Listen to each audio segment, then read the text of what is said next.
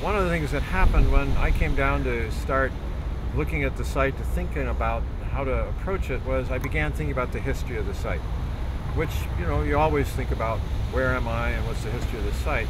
Well, this site is very interesting, and it has a lot of history, a lot of American history, and that is that shortly after George Washington died, the Congress and a series of famous Americans decided to create a monument to Washington. And of course, everyone knows the monument that came from it. It was a prize-winning project by an architect named Robert Mills. Mills proposed a funereal device, really. That was an Egyptian obelisk, and he proposed a stylobate around the base, which is basically a series of columns that are trabeated, or therefore have horizontal stuff above it, and then a bunch of statues, and essentially a museum, an interpretive museum. But like many projects, when you have a great idea and you try to get a lot done, he only got the monument. He didn't get the stylobate, thank goodness. But one of the things that happened was he didn't even get the whole monument, because they started construction, and not too long thereafter things came to a halt because of the Civil War. And for those who are familiar with Washington and photographs of it, you see the Capitol, the dome not finished. The monument stood like this big stump for quite a few years, over a decade here, as an unfinished piece, and they didn't get back to it until after the Civil War, and they got it financed again. Well, the construction of the monument was interesting in itself, because what you see, this lawn behind me now, is actually landfill in what was part of the Potomac River basin here. And there's a little monument over there, a little tiny monument called the Jefferson Memorial, that was actually at a dock, a pier that President Jefferson built, that they used to measure everything in the country from it. All the surveys across Ohio and North Dakota and all those lines you see as you fly across the country are all measured from a spot right back there, which was on the banks of the Potomac River.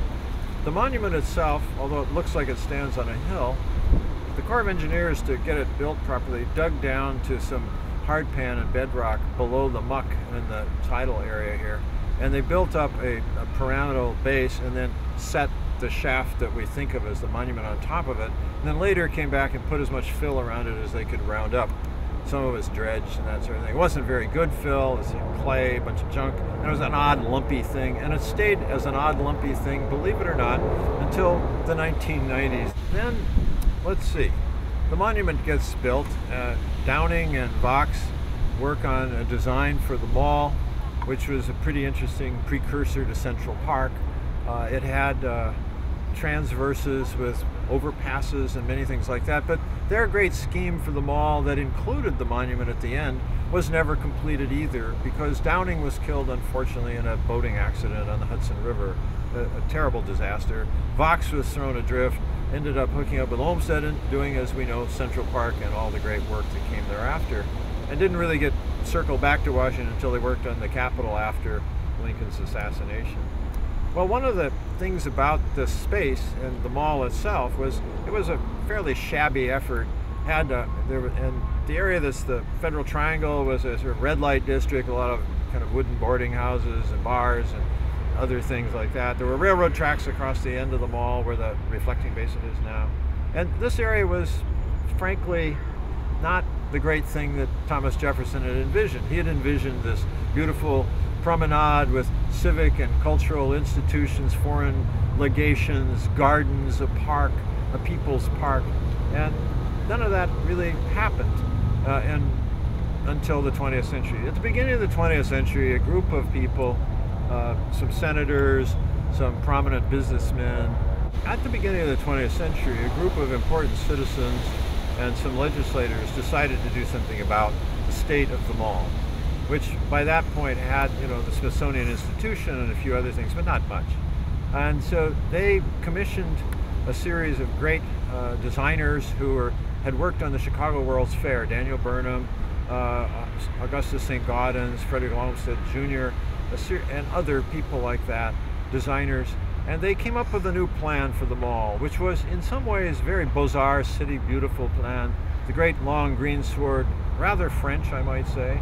And it was what we call the kite plan because of the way it used some of the diagonals. But the thing about that plan was that it proposed some other memorials, some of which we now have and which we know. Out of that plan came the reflecting basin, the Lincoln Memorial, the Jefferson Memorial, the landfill that produced the tidal basin, and a series of other institutions, the Natural History Museum, and later the Air and Space Museum, things like that. And finally, Mellon's great gift to the nation, the National Gallery, which John Russell Pope did. Pope also did the Jefferson Memorial, and he did, Henry Bacon did the Lincoln Memorial. And so all of these great talents were working here on the mall, and they decided they really needed to do something about the area with the Washington Monument, because it was still kind of this odd and misshapen thing with this beautiful shaft on this pile of mud with bad lawn. So again, a major plan comes forward. It's a plan with a series of terraces, grand cascades of water, fountains, stairways, overlooks, underpass for the transverse. It was a fabulous scheme. We probably would like it if we had it. We'd all think we'd be fighting to save it, preserve it, take care of it, but it never happened either. And the reason it didn't happen was, had it got built, the Corps of Engineers predicted it was going to sink like a stone in the mud. There was no way they could get enough foundations to hold it all up. They just nixed the whole idea. And then after that, of course, various other prominent designers, people like Elbert Peets, Hubbard, who was it? Frederick Olmsted Jr. even. They all did plans to sort of regrade this area and do something nice. Olmsted's plan was interesting. It had some park drives with some parking lots in it. Interesting, because the only thing that came of any of that was a big parking lot. The net result is that by the 1960s, it really looked terrible. And the next thing is that Lyndon Johnson, when he takes office after Kennedy's assassination and Lady Bird is in office, they become involved in working with the people who had been working on the next version of the mall.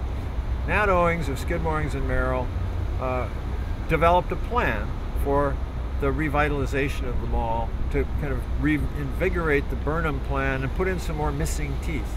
And one of the ones he proposed was the Hirshhorn Museum, and then the garden that is the sculpture garden for the National Gallery that our office had the fortune to do. But one of the things that he also proposed was he was Dan Kiley, the wonderful landscape architect who we all, my generation, thinks the world of, had proposed a series of groves of trees around the monument, so that you would come through these groves of trees into this big clearing with the hill with the Washington Monument on it.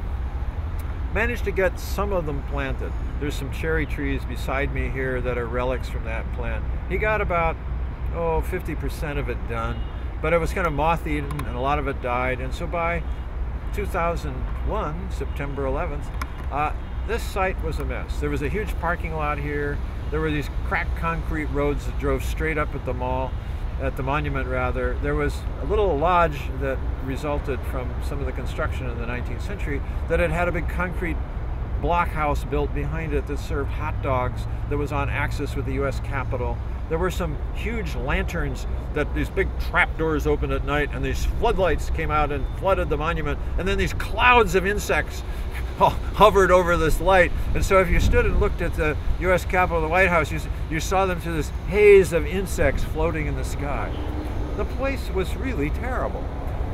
Well, 9/11 happens, and finally the Park Service says, aha, let's at least make it safe from terrorism, because they had put all these Jersey Bears and cop cars and stuff up on the hill.